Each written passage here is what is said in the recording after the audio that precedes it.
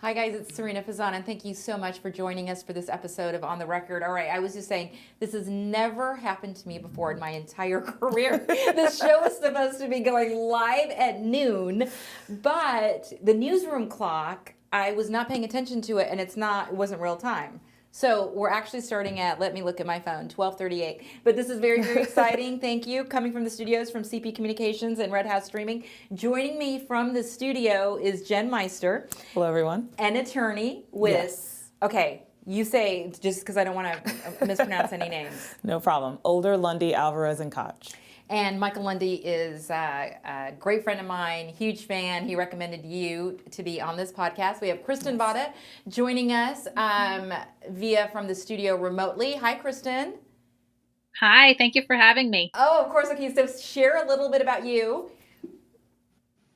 I am owner of the Votta Group, so I do executive coaching and focus on leadership development and other aspects of management consulting.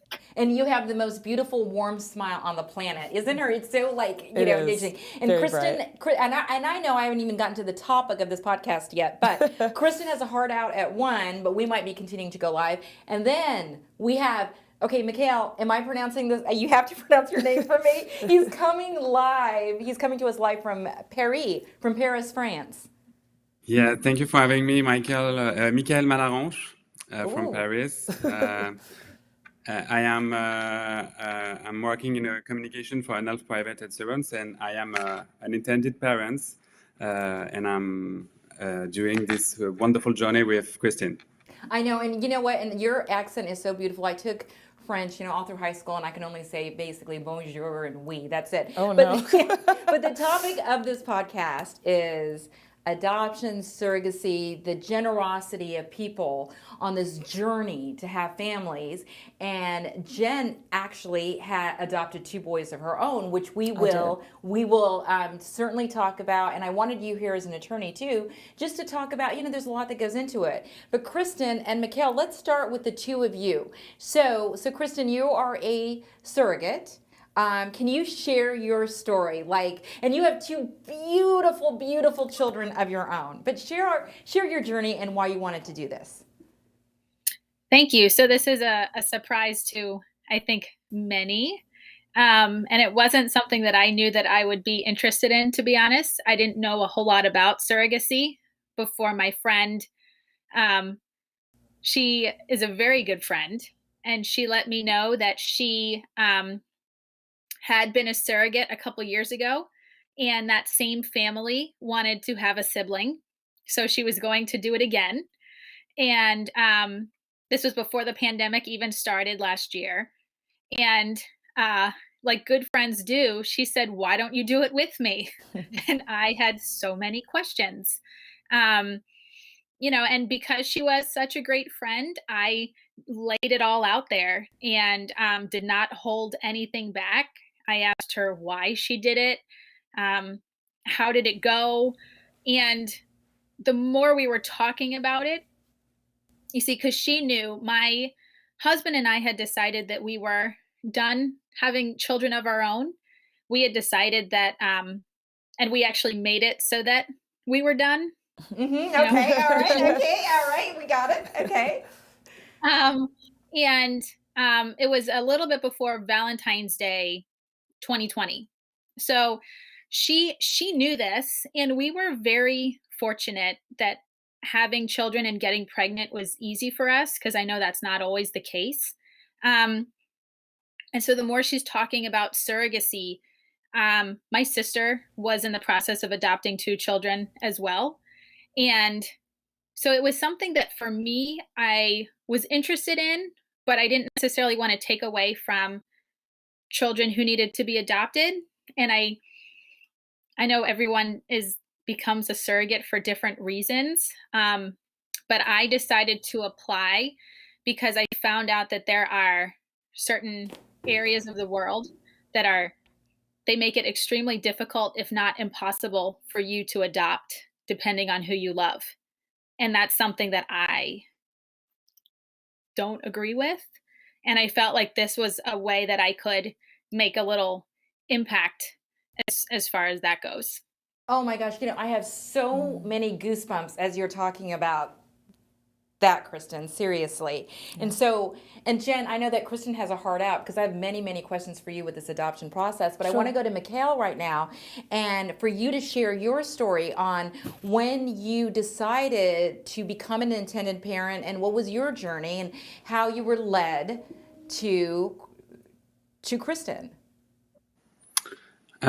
Since 2013, thanks to the introduction of marriage for all in France, homosexual couples now have the right to adopt children.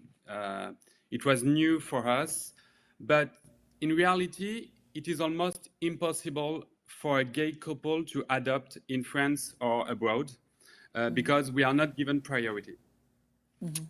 So the procedure here are very heavy and very long. It could take more than 10 years to have a child if we decided to adopt. So we did not want to engage ourselves in such a difficult procedure, which could have led to nothing. So then we knew about surrogacy by meeting couples who had their children like that, in using surrogate in the United States. So after thinking about it for 3 months, we decided that it would be the best solution for us. And with time and experience right now, we even think that this is an ethical way to have a child. This is a beautiful story to tell to a child, we think. And this is a story of love.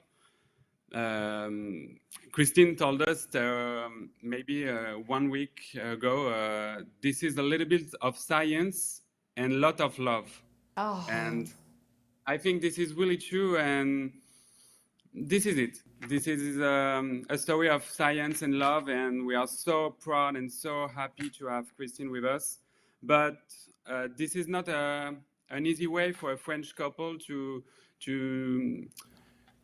start this journey in the US. In maybe 9,000 kilometers from her home. In France, this is really difficult. This is forbidden.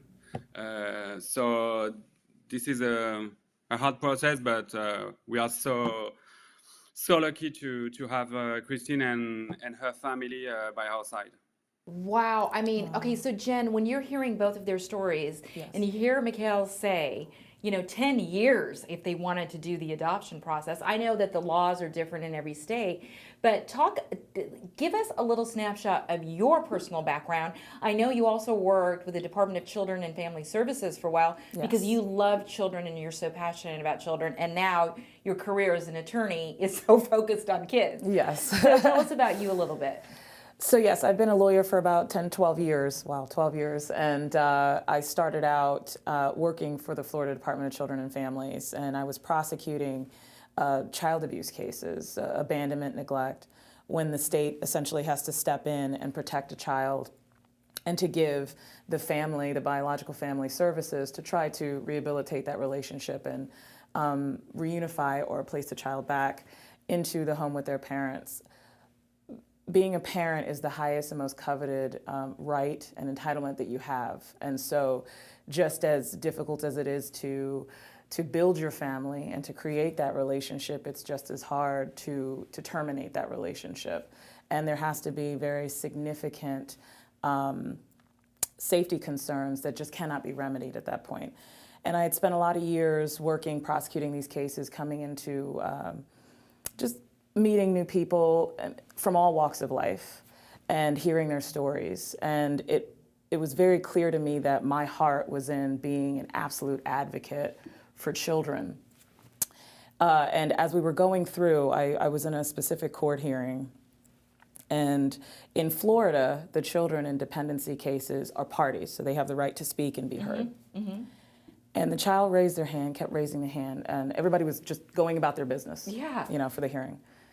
Kept raising his hand, and so finally the judge said, what would you like to say to me? And he said, can I please just have glasses? Oh, how old was the child? He was only 9. Oh. Can I please just have glasses? And I sat back in my chair and I felt a profound sense of responsibility. How did that miss several adults sitting at a table, a judge, case managers, all these people that touched this child's life and this family's life? How did we miss that? And I took personal responsibility for it. And I remember going home that night and talking to my husband and saying, I need to be more a part of the solution. I need to be more a part of getting children what they need and giving them stable and beautiful homes. And that was when we decided together to become foster parents, which was its own, it was its own journey. And at the time, we didn't know that we had fertility issues. So we were doing it purely from our heart, wanting to open up our home and parent children that needed good care. And as we were going through the process, which took several months, we also were like, okay, we would like to build our family as well. And then we were literally doing 2 separate processes. So we were foster parents and then taking children in, and then we were also going through fertility treatments and things like that. So it was a very difficult and hard time. And I want to touch on something that Mikkel said, which is, you look at what your options are when you're faced with certain circumstances, and you have to make a decision about how best to build your family and what really works for you and your spouse, or if you're doing it as a single person. And so the beauty of the advances in science is that we now have these different types of ways to build our family, and adoption sometimes isn't the best route, all based on what your circumstances are coming in. Sometimes the surrogacy doesn't work. There's financial concerns, there's time constraints, there's also immigration constraints, which I'm sure Mikkel and Kristin are dealing with now as well. Well, I have so many questions for you, but again, we know that Kristin has a heart out at once. So Kristin, let me bring you back in. And I know we're not, specifically talking about agencies and things like that, because this is, as Mikkel said, a story of love. Yes. It is, honestly, I cannot stop the goosebumps, So did you have any say though, like on who, I know you touched upon that you really wanted to help a couple that may have more challenges, to have a child. But can you talk to us about that process as well? And how are you feeling? How far along are you? And are you allowed to say what you're having? Those are several questions. So many surprises. So I'll talk a little bit about the process. So we did end up, I lucked out in meeting Michael and Gregoire through an agency. I did apply after talking it over with my husband and some family members. And I found out that my mom was almost a surrogate after having. Wow. You're kidding. No, I had no idea. And I just felt like there was just this sudden sense of peace for me that this is really what I'm supposed to be doing, because people might have questions. This is likely the first time people are hearing that I'm a surrogate, and they might have just as many questions as I did for my friend. But just a little bit about the process. When I applied, I was actually really nervous that I wouldn't get chosen, because we went through it. It's a large agency. There are a lot of agencies, and this one happens to be one of the larger ones. And they said that they get something like 20,000 applications to be surrogates every however often, and they only pick a small percentage.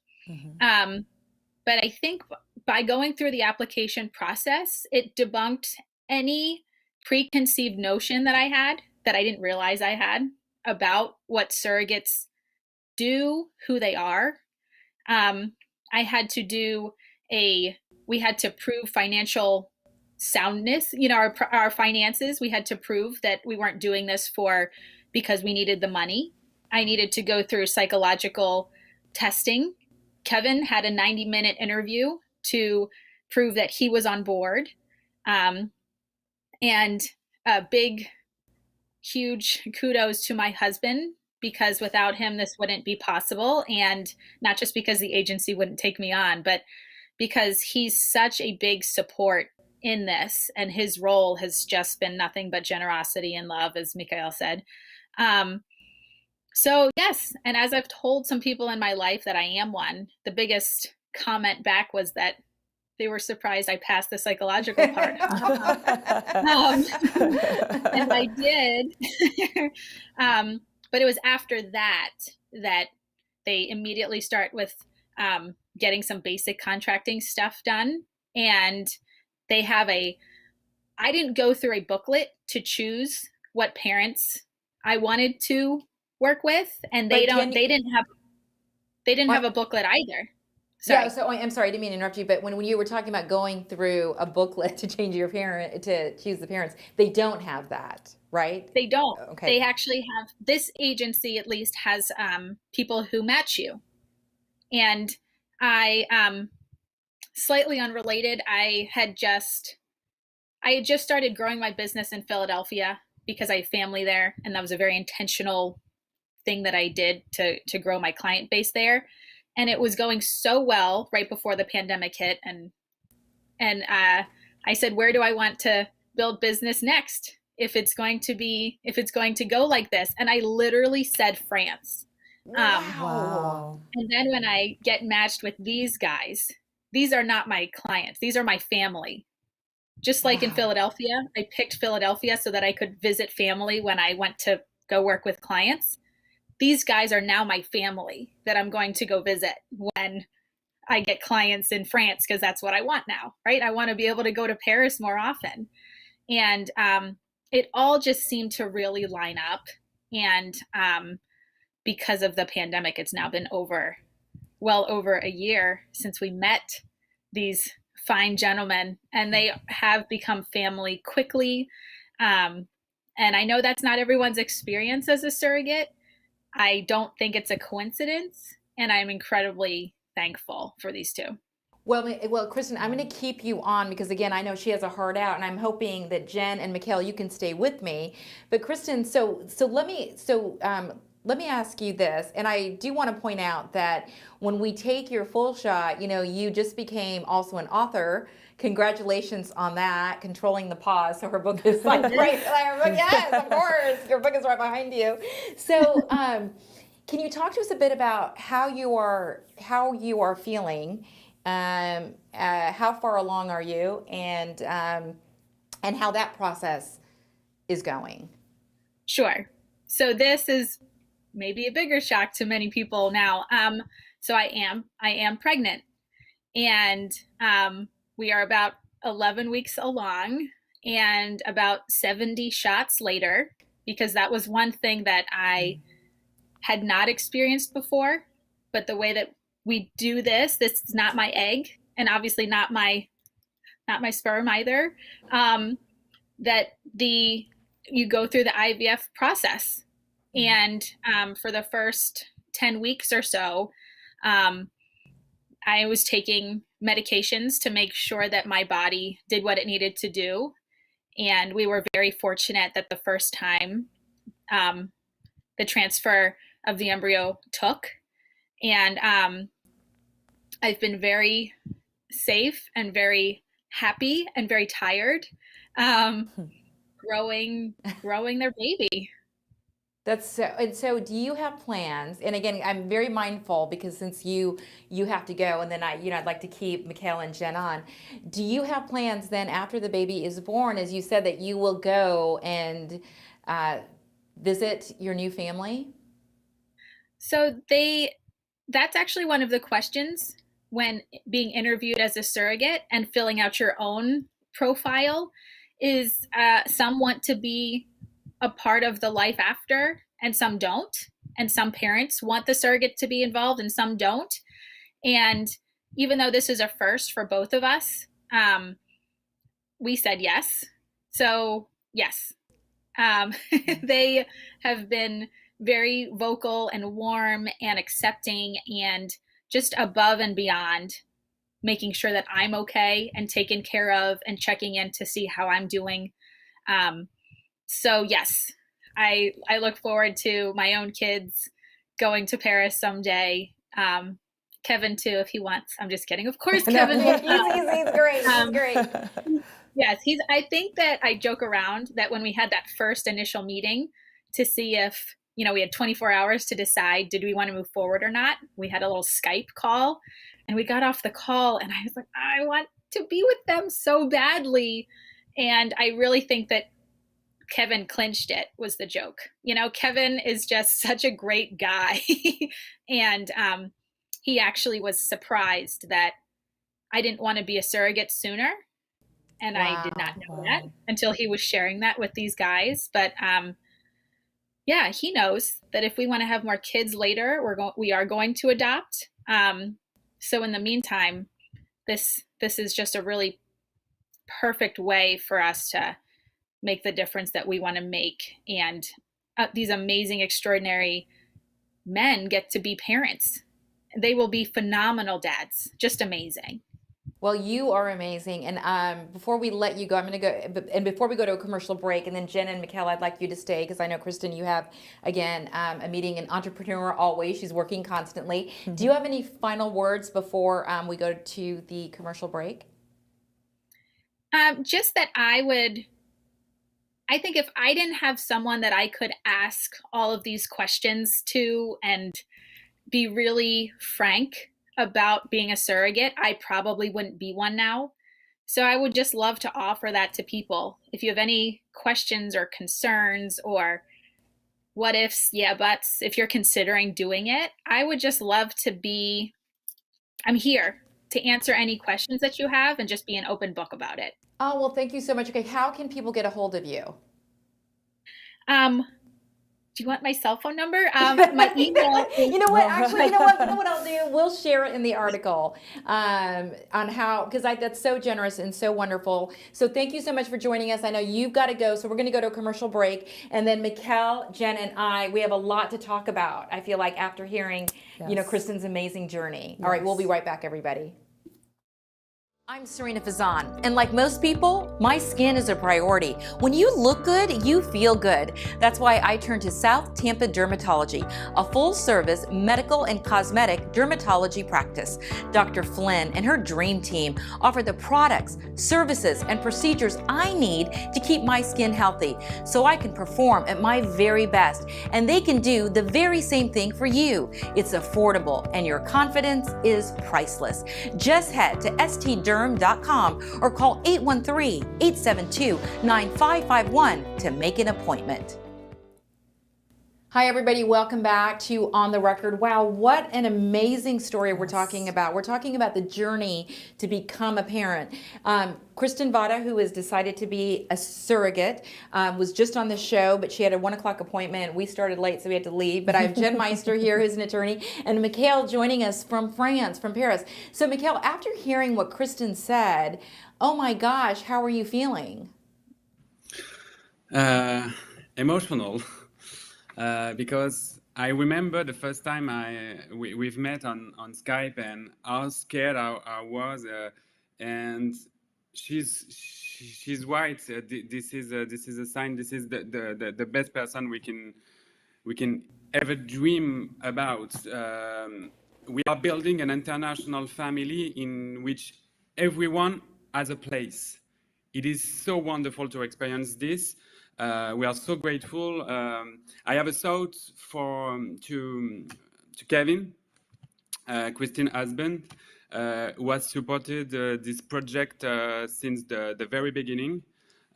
Is the only one in this journey who does all this just for others. I really want to thank him because this is really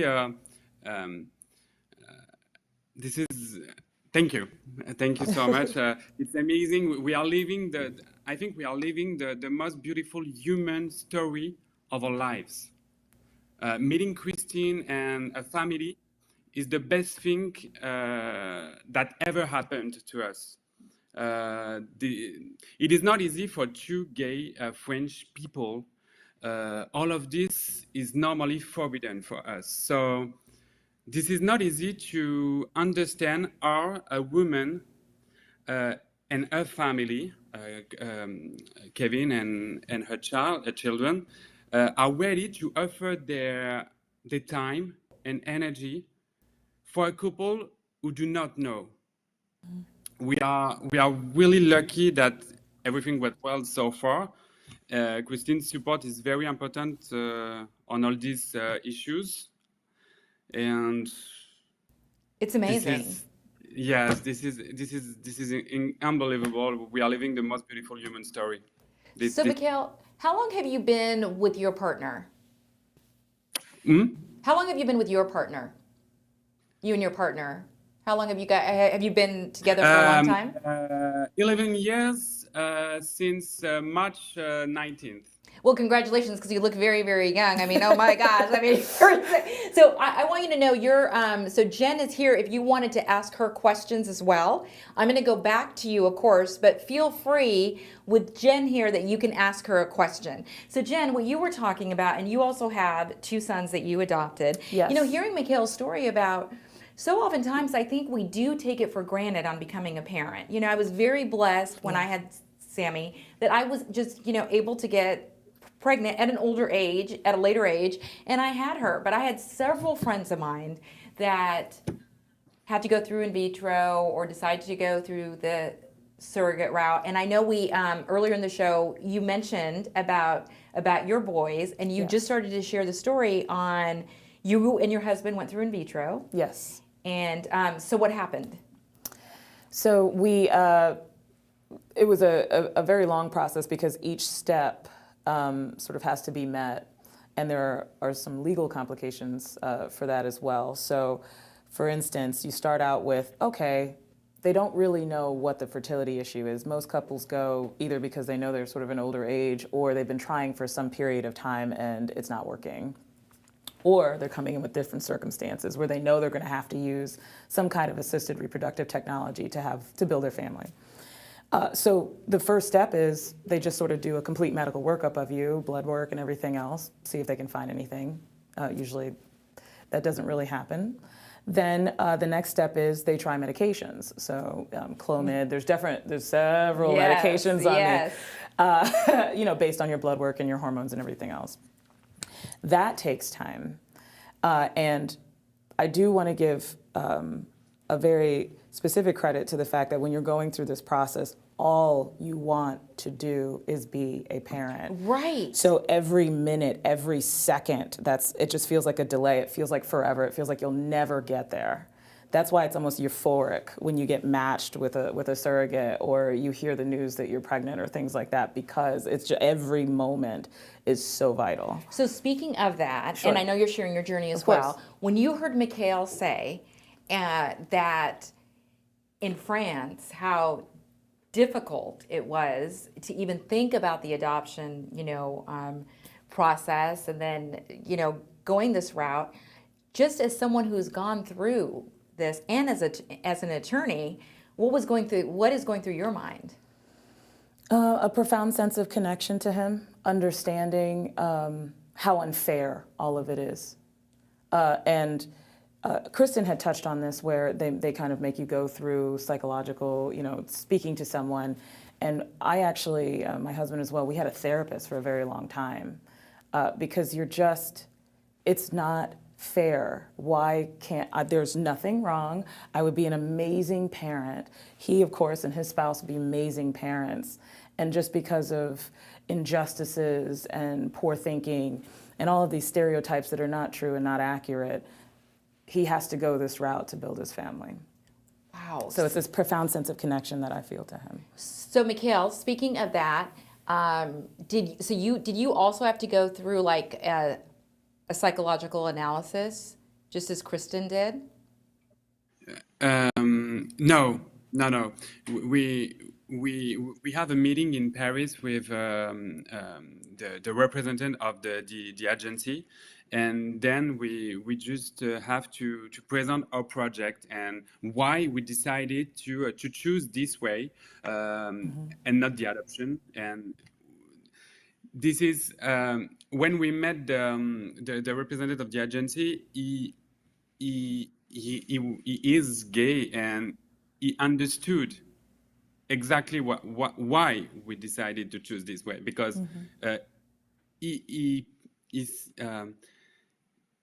has the same obstacle. I don't know if it's the word in English, but it was for him as well a hard way to have a child. So he understood why we decided to take this way, and we just present the project, and they didn't judge us for that.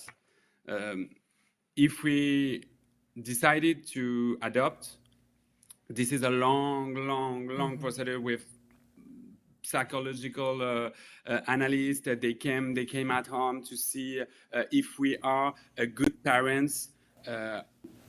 It was something that we didn't want. Wow. And so, Jen, just like what you were talking about, and I know that every state, in fact, is different. Of course, now we have international, parents Right. involved. Of course. And you were sharing your own journey of that. It consumes you, right? You want Yes. you want to be a parent. Yes. So you ended up having your two boys, and you adopted them. We adopted them through foster. So we fostered them their entire lives. There was a period of time where they went back to the biological parents, which was devastating. And then they were returned to us in 6 months because the issues that caused them to be removed were not rehabilitated. And it was, quite frankly, it was like a death.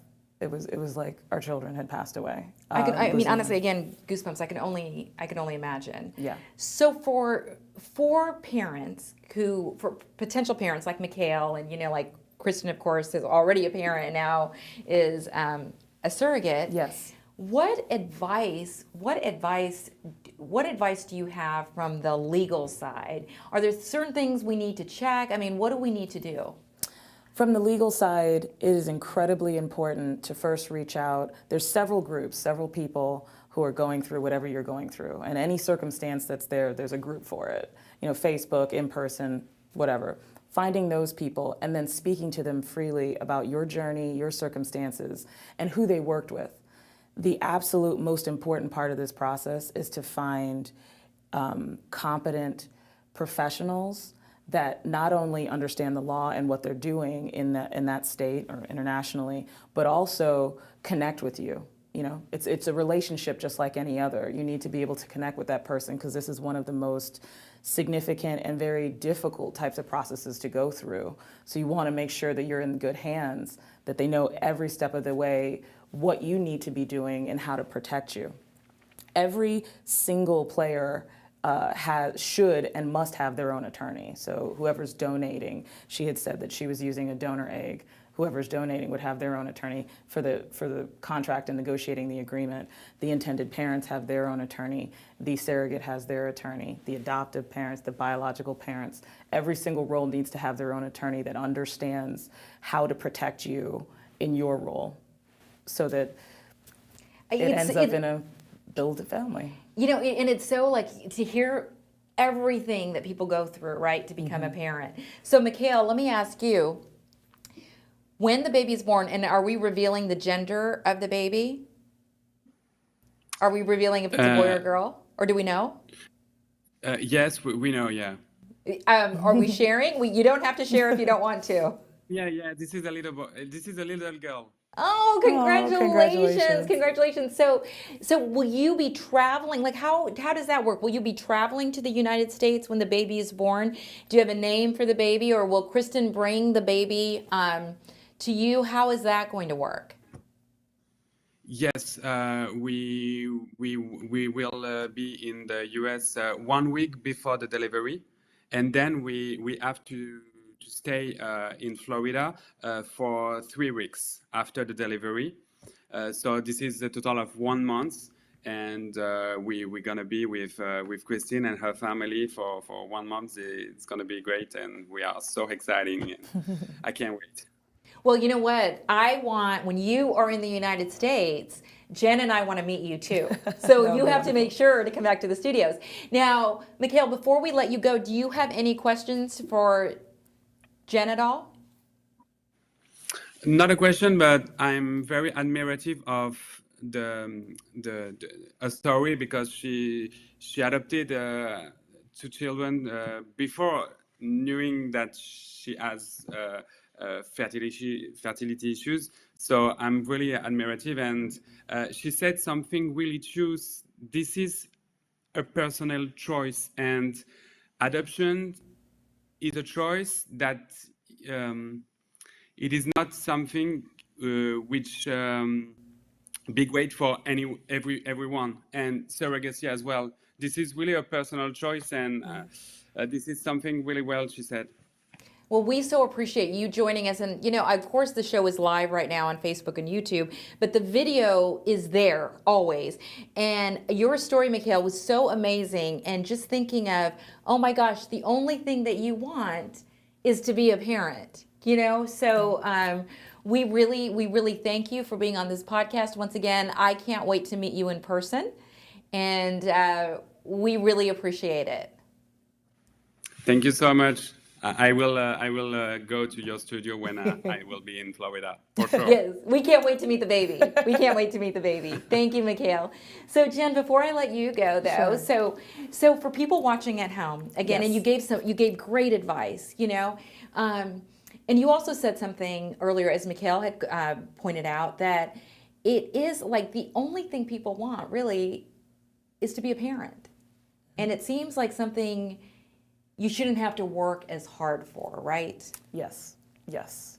And because of that, it's incredibly important to have your support. I call it the team.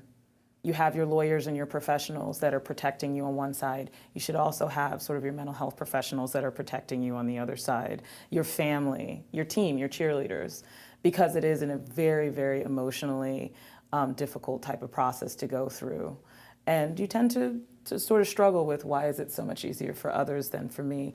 But at the end, when you've built your family and when you've achieved the vision that you had for yourselves as either a married couple or as a single person, it is the most amazing, euphoric experience you could possibly imagine. And your little boys are 6, right? They're 6 years yes, old. They and, are 6. And your husband just celebrated his 40th birthday. Yes, he did. What is in his style. name? I'm sorry, I should have asked. No, my husband's name is Timothy Meister. Okay, so Timothy, happy 40th birthday to you. Happy Yes. 40th birthday. We're giving you a shout happy 40th. out. So Jen, in closing, so we had, Mikhail joining us, of course, and we, this podcast will be all, people in France will be watching, and I know you also, again, touched upon this.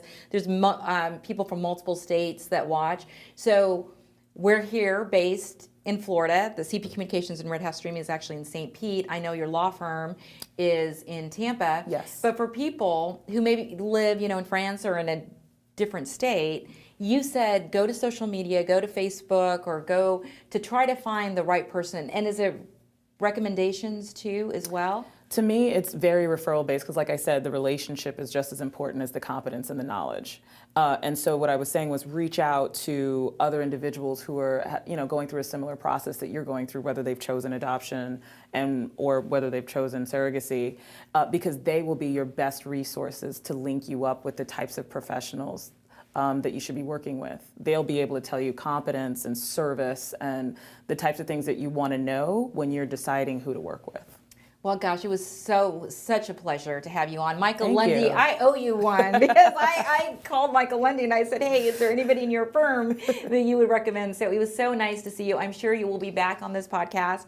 Guys, this was I'd love to. Oh, I would love it if you came back on. Thank you for everything you do for children. Thank you. Absolutely. I mean, we need more people like you in the world.